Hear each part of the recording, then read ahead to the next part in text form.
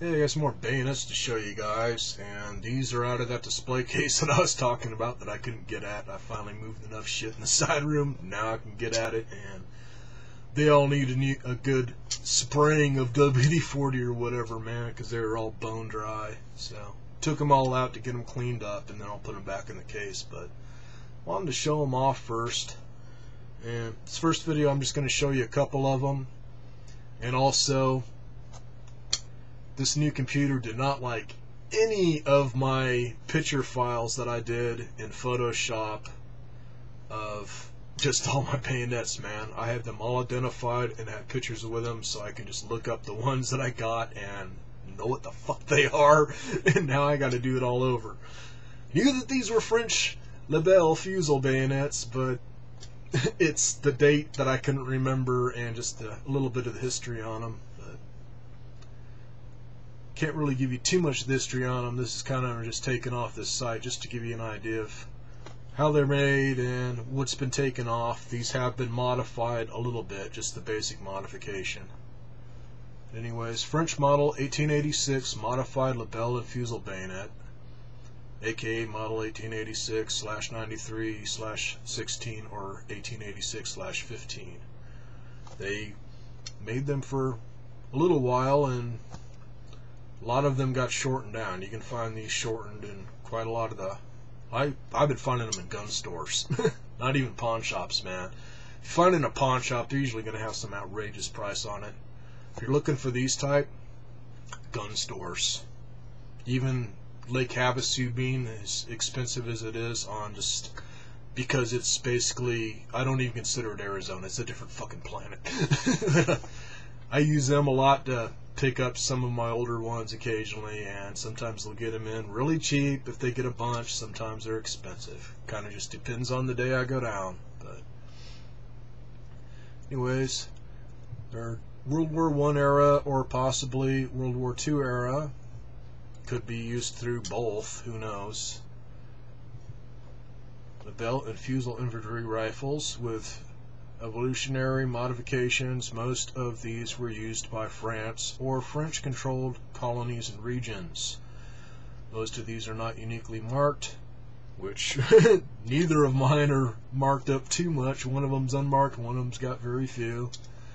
However, this particular example, and this is the one he's showing, it says USSR, which is a trip. It's one that's obviously they confiscated it and put their own stamp. A lot of times you'll see that. And I'm going to read off the rest of what he's got on it because it's basically just to describe his overall length in the scabbard is 25.5 inches. They are quite long when they're full length. Hilt is 4 5/8 in length, including the cross guard. 2 inches at widest point, cross guard.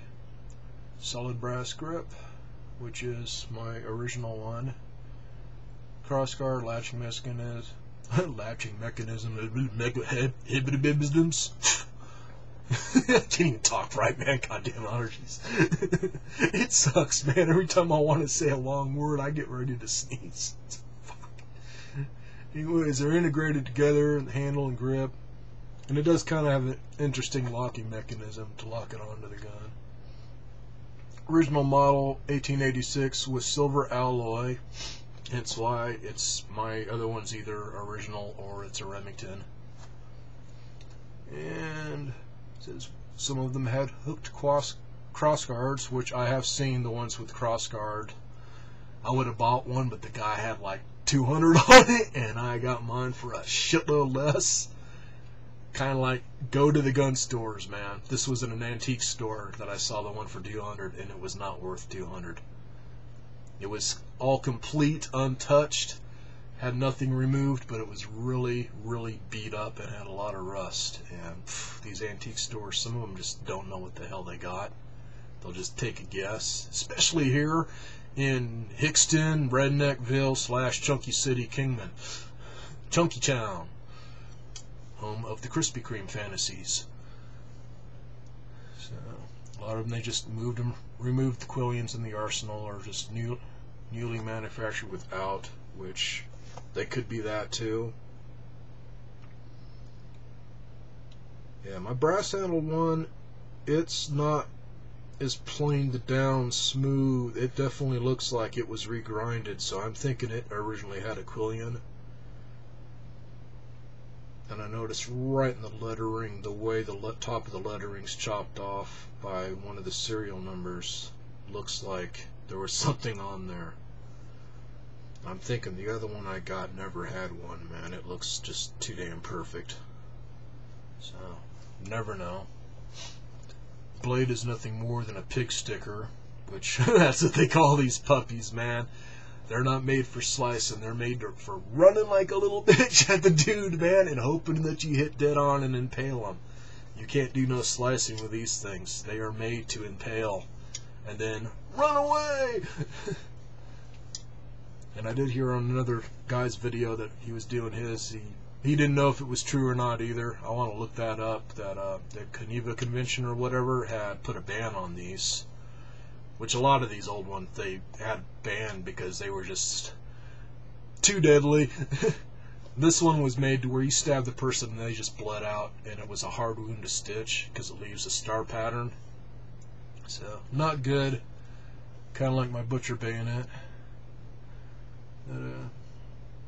4-edged, which is the cruciform, which I'll show you.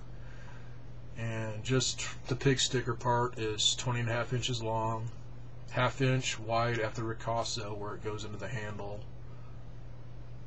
with 4 full-length fullers. No blade markings. Yeah, his doesn't have blade markings. One of mine does, so you never know. Scabbard is 21 inches in length, tubular steel with ball fennel at the end. So, show you my brass one first, and this one is in, I'd say, very good condition. I've just got one dent here, which I'm thinking that's an original dent. It doesn't look like it was one that was done a few years ago. It looks like it was done while it was being used, like maybe somebody smacked it or they dropped it, but other than that, it's beautiful. Even has some of the original paint. So, I'll show you guys the scabbard here. It's basically the scabbard. And it is tubular steel, but pretty damn heavy duty. It's made quite well. A lot of the French ones are made very well. And this one, it's just too damn worn down, but it does have a serial number on this loop here, which is basically a little belt loop for the frog. And I want to try and find a couple at least repro frogs, because to buy original ones, even on eBay, man, if getting one cheap, you're looking at some bucks, and you can get a pretty good repro one now made out of bridle leather, so I might do that. Not bad. That's the only marking that I know of on this. I don't think it has any others. This way. And as you can see, quite long on the blade. And that is the cruciform pattern. And that has a unique locking mechanism.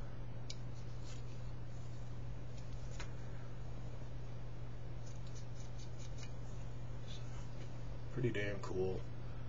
This one has a serial on the bottom here, where I do believe this one had the quillion on and they cut it off, and then it doesn't.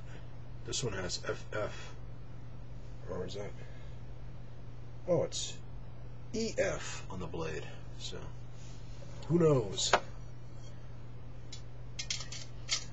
And I'm just going to show you the other one real fast, just to show you the difference here. This is the one that I believe is either one of the first patterns or possibly a Remington made. Pretty much the same design. This, I think, was the factory flaw. It's kind of off to the side a bit instead of straight out. And the handle is made out of that silver alloy, and there is not a mark on this. Otherwise, basically the same. So, if you get one unmarked, it's worth looking up. Just do like I do, man. Check out these old antique sites and stuff. A lot of them have good information. So that's the end of this video. Feel free to comment on it. If somebody'd like to see just one of them in one vid, I'm willing to do that and just show it off better, but they're pretty much the same other than the handle. So catch y'all later. On to the next video.